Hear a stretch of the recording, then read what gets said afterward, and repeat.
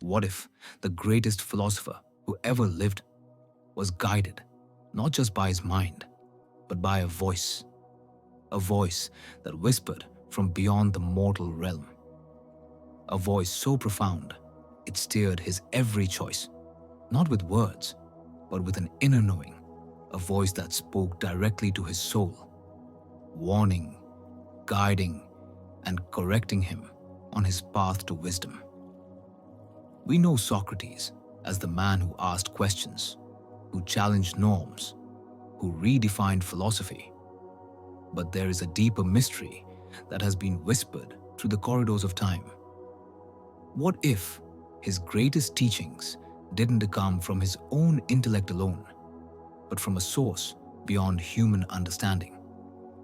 This is the story of the divine voice Socrates heard, and how it shaped his philosophy, his ethics, and his life.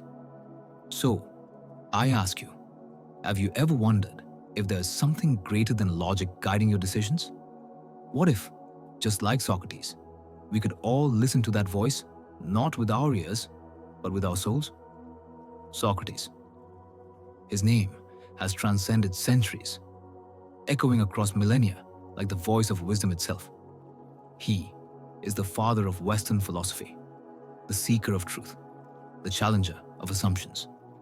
Yet, for all his intellect, there is one aspect of his life that eludes the grasp of logic and reason. A mysterious voice, heard only by him, a voice that did not belong to any earthly being, but spoke from realms unseen. This voice, which Socrates called his divine sign, or Daimonion, guided him through life, often warning him of actions and behaviors that would harm his soul. But what was this voice?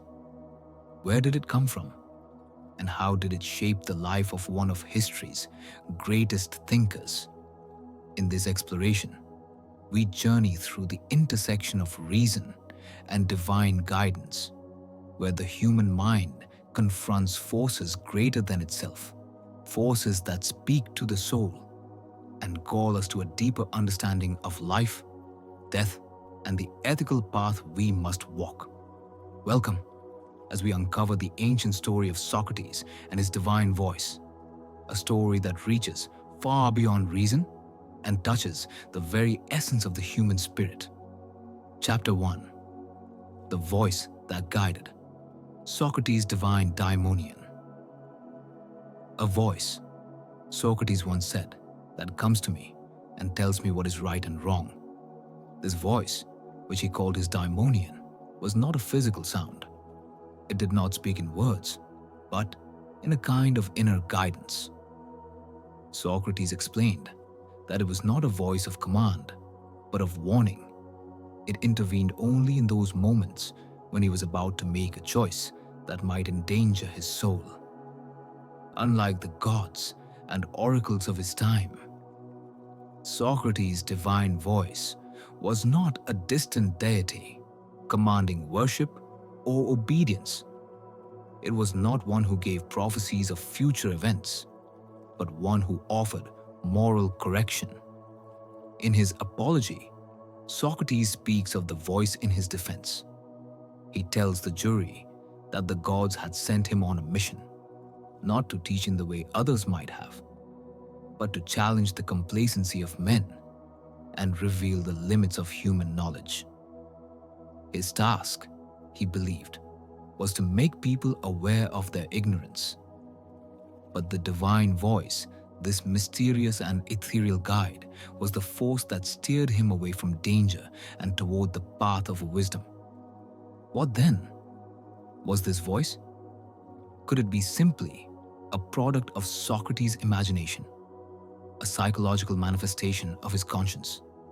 Or was it something far greater, a connection to the divine realm, an inner compass that guided his actions with a supernatural understanding of ethics?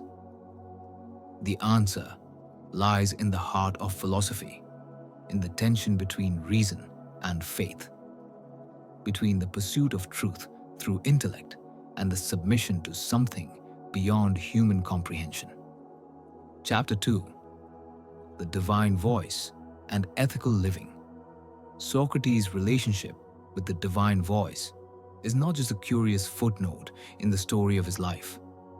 It was the foundational element in his understanding of what it meant to live ethically. To Socrates, ethics was not simply about following rules or societal norms. It was about seeking the right path for the soul, regardless of the consequences in the material world. This perspective was informed by the voice, which guided Socrates on how to make decisions that were not just logical but morally sound. In Socratic thought, the soul was the most important aspect of a person. Reason, the human ability to think and understand, was a tool for aligning the soul with the divine. But reason, in and of itself, was not enough. For true ethical living, Socrates believed that the soul needed the guidance of the divine voice to navigate the moral landscape of the world. The voice was not a force that told Socrates what to believe or commanded him to act in a specific way. Instead, it warned him when he was about to act against his own moral nature, when he was about to harm the soul. It was, in many ways, a moral check, keeping him from engaging in actions that would damage his character, even if those actions were justified by reason or societal expectations. Socrates' unwavering belief in the importance of self-examination and moral integrity can be traced back to his recognition of the divine voice. He understood that the true philosopher does not rely solely on intellect or logic to determine what is right, but also on the wisdom that comes from beyond the material world, from a source greater than human reasoning. Chapter 3. The role of divine guidance in philosophy. What is philosophy without divine guidance? For Socrates, philosophy was more than an intellectual pursuit. It was a spiritual mission, one that required not only reason, but also humility and the ability to listen to the voice of divine wisdom. The relationship between reason and divine inspiration in Socratic thought reveals a profound understanding of the human condition. In many ways, Socrates saw himself as an instrument of the gods, a servant of the divine truth. He was not a teacher of ultimate knowledge, but rather a seeker of it. The voice often intervened at pivotal moments in Socrates' life, guiding him not only in his personal decisions, but also in his philosophical method, the dialectical process.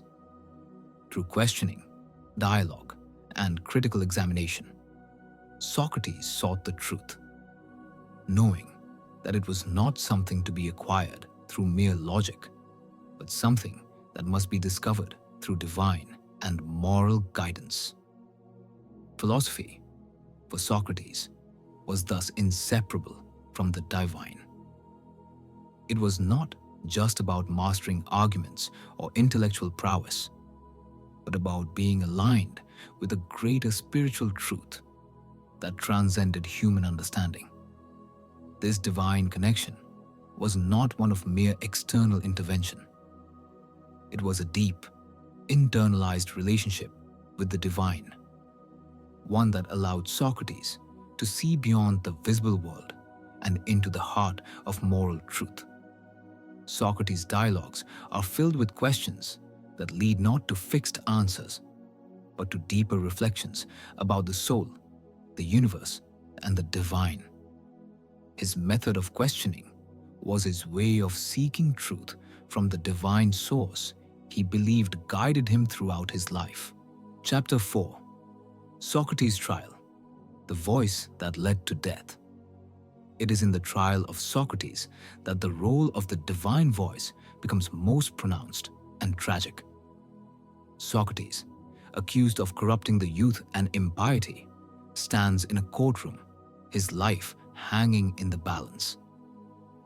Throughout the trial, Socrates speaks with the calmness that can only be attributed to his deep trust in the divine guidance that had shaped his life. The voice warned him not to fear death, not to argue his innocence as others might.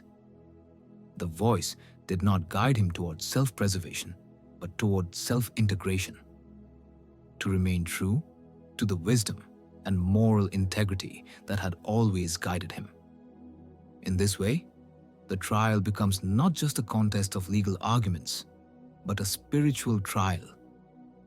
Socrates' response to the charges is not one of defiance or anger, but one of philosophical clarity.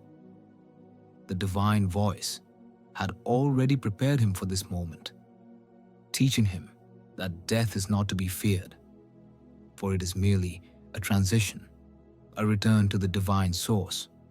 Socrates, in choosing to accept the death sentence rather than escape, demonstrated his deep faith in the divine wisdom. He was willing to sacrifice his life rather than betray the moral truths that had guided him. This final act of acceptance was not an end for Socrates, but a transcendence. His death marked not the end of his journey, but the fulfillment of the divine mission he had been given. Chapter 5: The Legacy of Socrates, Philosophy and the Divine Voice. The legacy of Socrates lives on, not just in his philosophical dialogues, but in the divine relationship that he exemplified. His teachings, guided by his divine voice, show us that reason alone cannot guide us.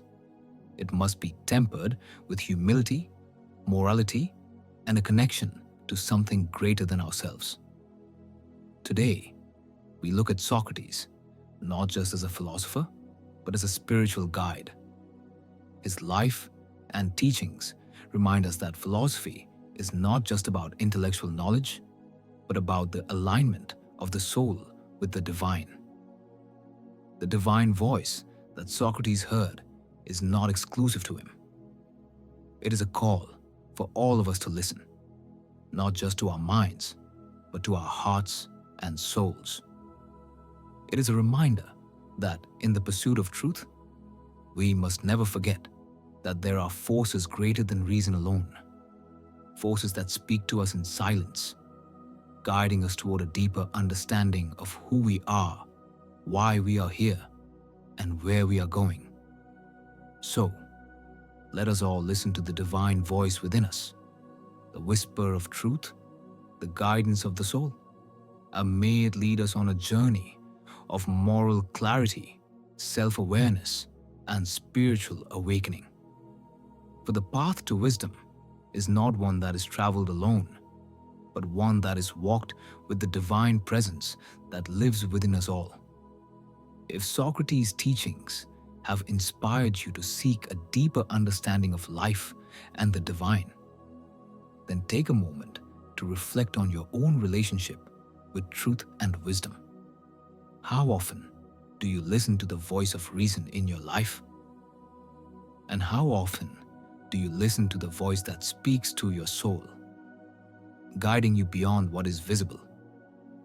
Share your thoughts, reflect, and join us as we continue to explore the mysteries of life, death, and the divine within philosophy. Subscribe and stay tuned for more reflections on ancient wisdom.